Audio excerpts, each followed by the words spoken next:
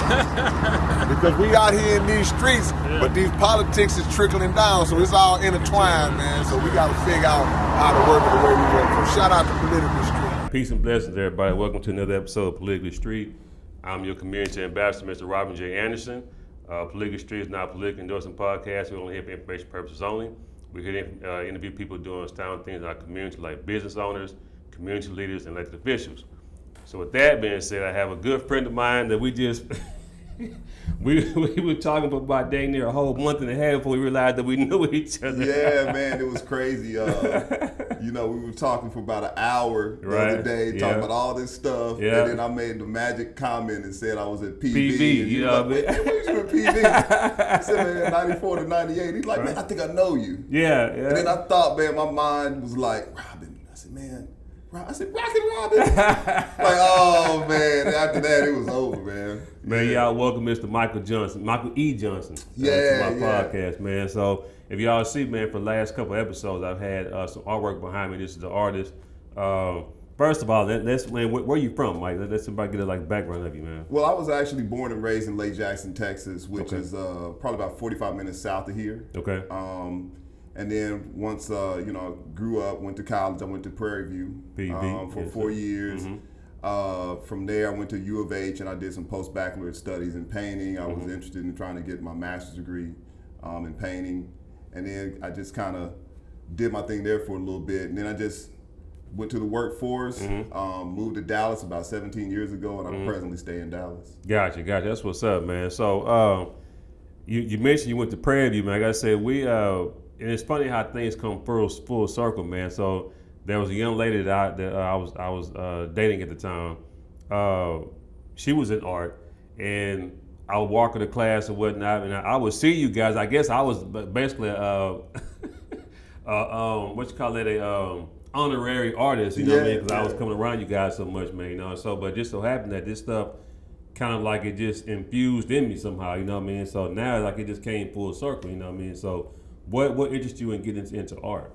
Well, man, when I was growing up, I really was into basically two things. I was into sports, and then I was always drawing. Gotcha. And, I got my uncle, who's actually a part of this exhibition that you're putting on, and my niece. Shout out to Uncle Bobby. Yeah, my niece, Layla Baker. And my uncle was the first person that really told me something in art that made me go, oh, okay, this has not just drawing to it, but it has thought to it. Sure. And I was drawing this Hamburglar.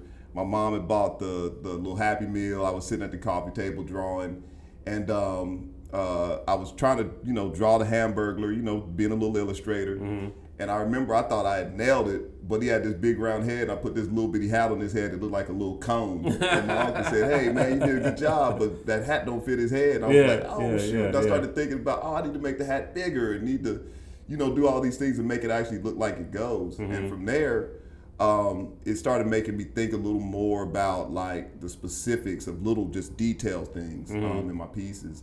So, from even the earliest of ages, the thought process was there and the desire was there. Gotcha. The passion was there. That's what's up. So after that, which artists kind of got you saying, you know what, I need to either step my game up or I can take a little bit of that and then put it into my work. Which one stands out to you like that?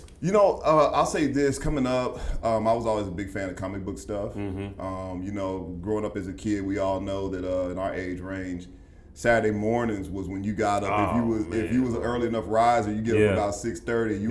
You was watching Captain Caveman. You was watching every cartoon that came on. You know what I'm saying? Just to go through the list, and so that was my thing. I was always into that, and then when I went to school, one of the things that I was thinking about was, man, what am I interested in? And the only thing I kept going to was art. When I was in high school, I played sports again.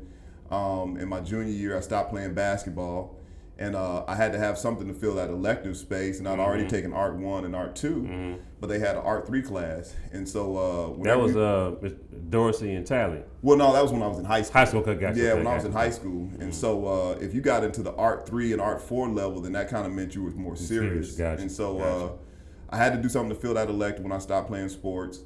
So I went ahead and did art, and I got all the way up to almost Art 4, which was like, okay, you started getting into deeper aspects of it, drawings that they call like concentrations. Mm-hmm. So we had certain specific things that we would work on. I was a person who always did pieces of people. Yeah. So I'd have to do like a drawing of a different person that I chose, and every 2 weeks I'd have to turn it in. Man, I didn't know that drawing a person was so. It's hard, man. Even from just the eyeball in itself, the eyeball, the hand, everything is tough, man. Yeah, you know, I mean, drawing a person is intricate because, again, you have a canon of aesthetics. So a head is so many inches tall or whatever, and then, that 3 heads make up a torso, and and all these different things. You know how it is where you see somebody who goes, man, I did this Jordan drawing, and they got the bald head, they got the tongue sticking out, but you go, man, that ain't Jordan. Like one eyeball is higher than the other, So, there's a lot about drawing a person that when you see a person who can do it, efficiently, proficiently, over and over again, and nail that. I mean, you're dealing with a person who really has learned the canon, and they really have, honed their craft. Gotcha. That's what's up, man. But I had mentioned about the professors at Prairie View, Dorsey and Tally, man. How they help you hone in your skills? Yeah, man. I tell you what, us coming from a small department, we had basically 2 instructors. We had Reverend Clarence Tally, and then we had Professor Dorsey, who recently passed. Oh, okay, right. And so in that department, Reverend Tally was one thing, Dorsey was something else. Reverend Tally was inspirational. We're talking about Dorsey. Yeah. So we had 2 instructors, Reverend Tally, and then we had Professor Dorsey. And Reverend Tally was representative of kind of giving you almost a spiritual side of things. Obviously he was a pastor and all of that. And so he would kind of tell you about, just different aspects of your life and how what you were doing as far as your pursuit in art, bled into your overall life, who you were. And he was one of the first people that really inspired me to keep going. Choosing art as a profession is always something that's probably going to be met with a little bit of like, you sure you don't want to do something else? Engineering, science, something where you can make money. And especially in our community, a lot of times it's just not seen as something that you can be profitable or lucrative in. But I remember I did a piece one time, and I was looking at it, I was just kind of down on my work. I was in my freshman year, and I didn't think too much of it. And Rev made this statement to me. He said, dude, you ought to be churning out work. He said, as talented as you are. And I looked like, you talk about this junk, you know what I'm saying? But it was like it fueled me. Like just those words just encouraged me and inspired me. And right then it was like, it was no turning back, Professor Dorsey, he was a little bit more technical. I took a lot of my illustration classes for him. I think he had more of a commercial background, and he would shoot it to you straight. He was a little bit more revolutionary in his approach, but he was definitely good. He was knowledgeable, and the 2 of them gave you kind of a structured and then kind of a more organic side. Gotcha. So and Reverend Tally for me was really one of the first mentors that I had. Gotcha. He really helped me to understand me as an artist. Being a creative, there's a lot of things about being a creative that you kind of wrestle with respect to trying to understand your place in the world. And he was able to explain that to us because he was a creative who'd already gone through that process. Gotcha. You mentioned a word that you don't hear too often these days is mentors.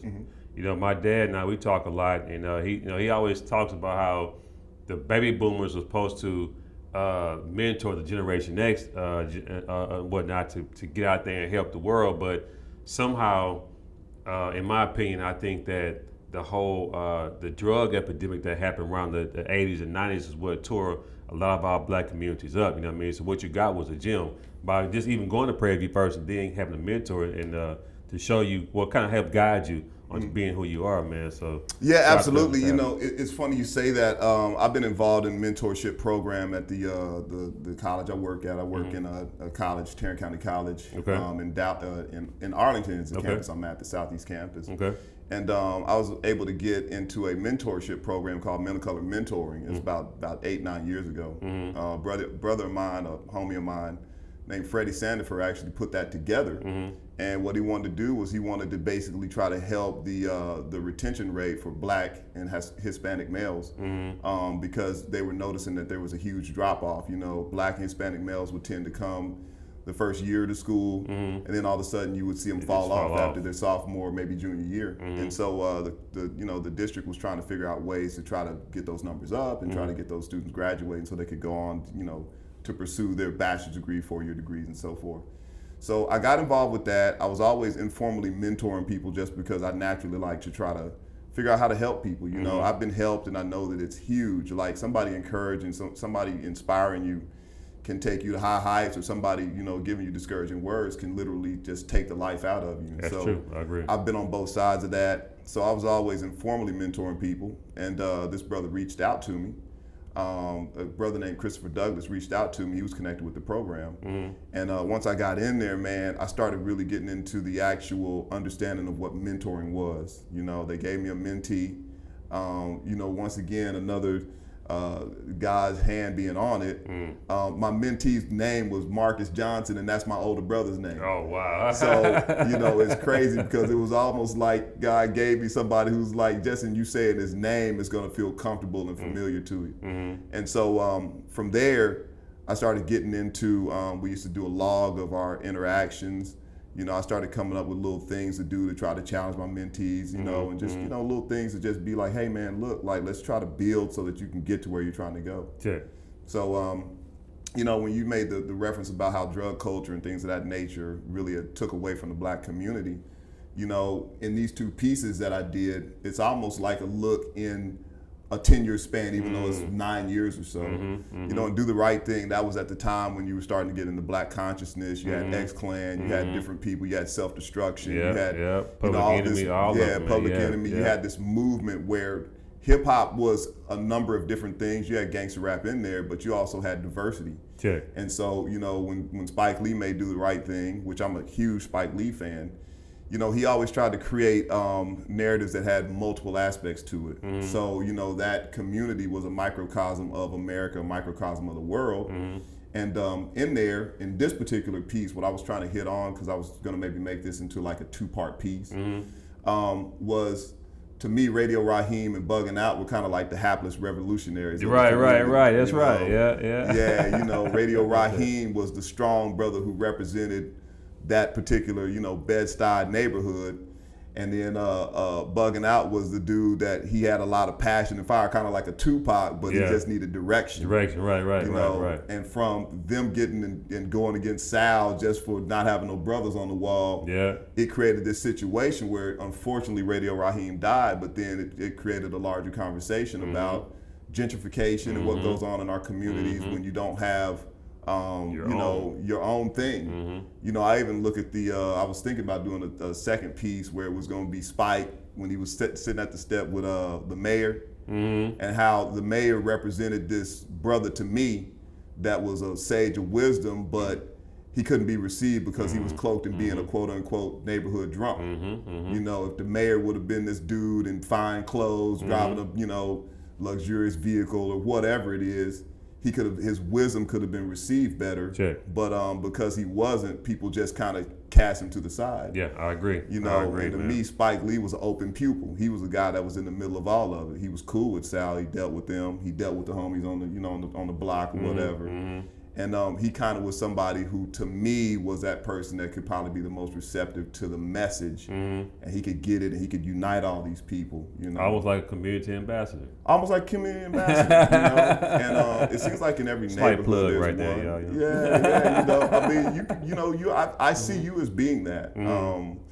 Just with the various aspects that you have your hand in. So, referencing that piece to this one, just in almost a 10-year span, now we're dealing with the advancement of drug culture and what happens when you start to take out these different programs. You begin to take out these different things that are incentives for you to go ahead and try to, do better. Go to school, man. Stay off the streets. You don't need to be out here, whatever. Right. And when it just turns into just get money, on this piece, RIP DMX, I took the line that he had where him and Nas was riding, and he said, you know, we born to die. You know, in the meantime, get money. Yeah. You know, because the whole aspect of money was the whole everything, but it basically encompassed all the various aspects of what happens when that's your mentality in the movie. You know, and right.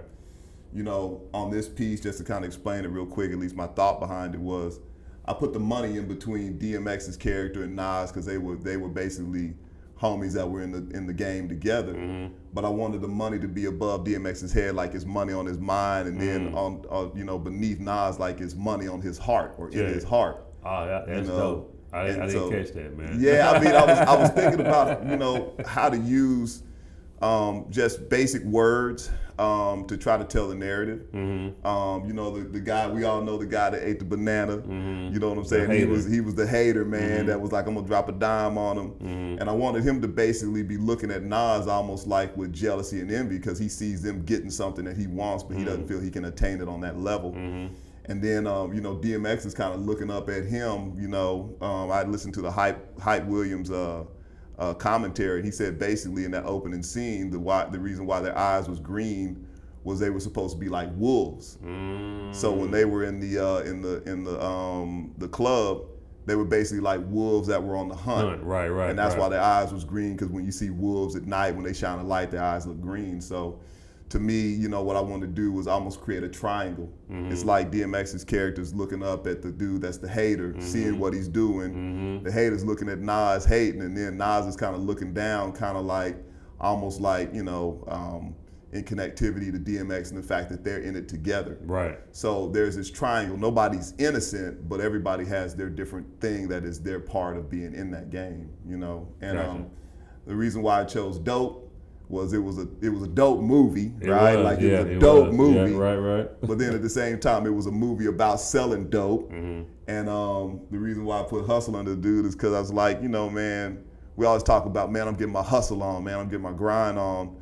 But hustle is almost a word that can be a good word or a bad word. That's true. So so when you put it together, no matter how you say it, if you put them three words together, man, it's a dope money hustle. You know? Right. You know, I'm hustling dope to get money, whatever. Hold that thought.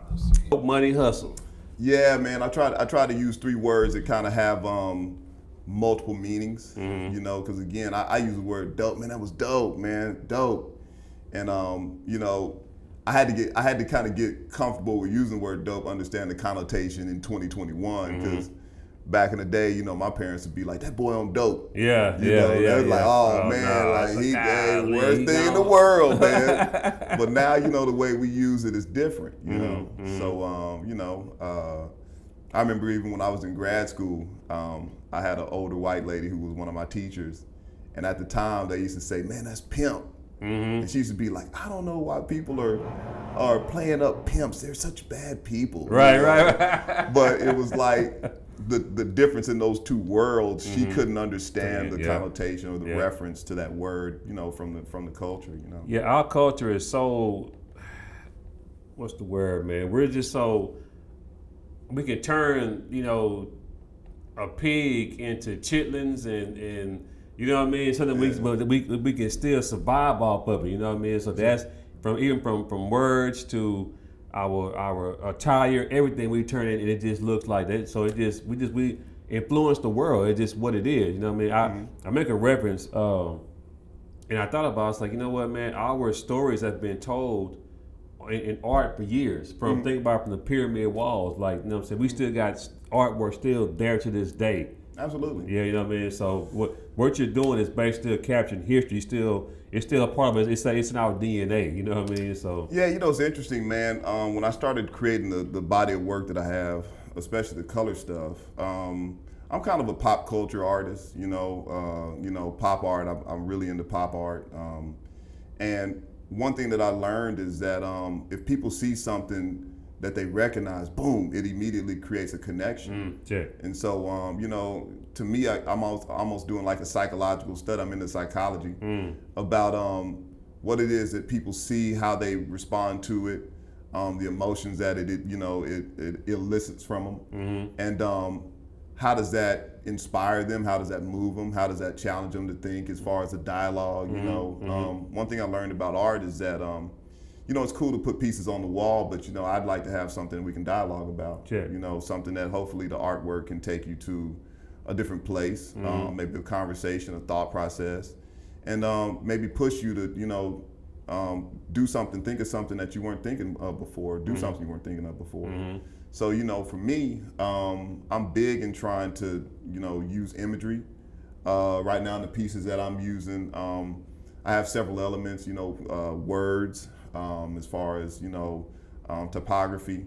Then I use dates, and then imagery. And so I tell you what, man, I got a shout out from Public Enemy on their IG page for that "Do the Right Thing" piece. Gotcha. And I had so many people hit me up, and they were talking to me about the piece as if I had something to do with the movie "Do the Right Thing," and they were talking to me about "Fight the Power of the Song" as if I had something to do with the making of the song. But I realized, man, just from that experience, that there's a lot of things for people that are almost religions to them, or it's almost like a cult following, or it's so iconic because I can remember what I was doing in '89. I was such and such age or whatever.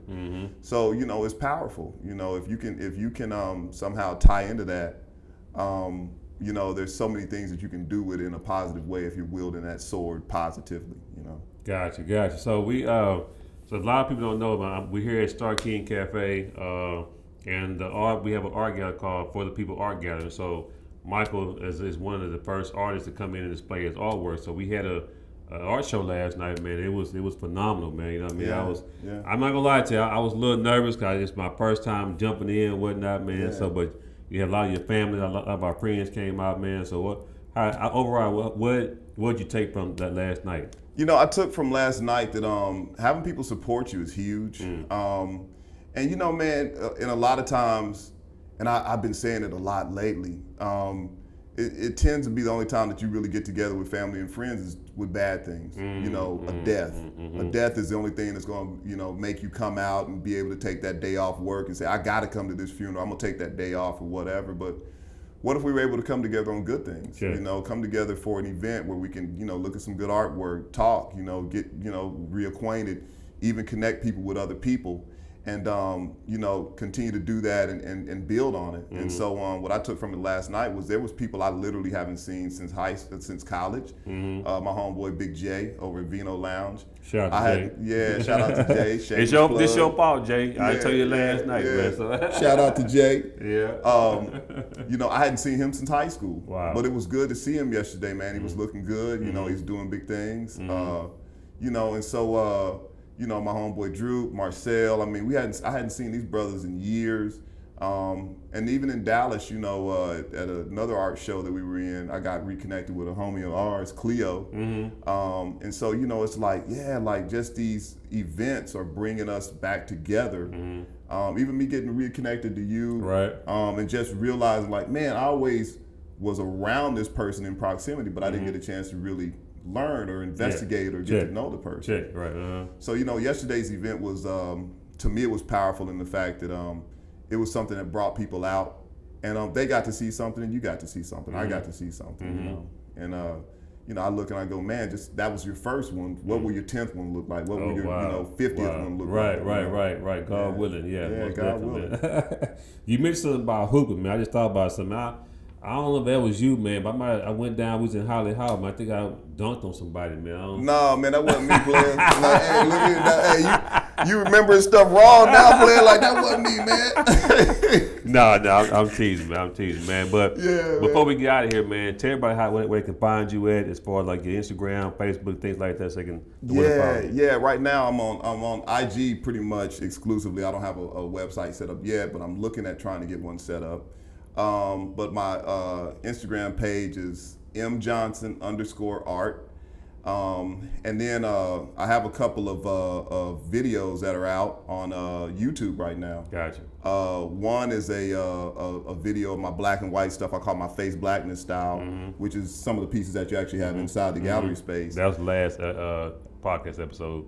Yeah, and so on my face blackness style, I got a couple of YouTube videos. One is called Michael Johnson Flipping the Script. and it's just about a maybe 3-minute video of me kind of talking about a body of work that I have at a gallery that represents me in Dallas called, or actually they're in downtown Carrollton, called Sonny House Fine Art Gallery. Gotcha. I mean, big shout out to Sonny House. They were really the first gallery that really gave me an opportunity to display my work. And in my work with them, it's like, man, like my shows and things of that nature have just taken off exponentially in about the year, maybe year and a half that I've been connected with them. Gotcha.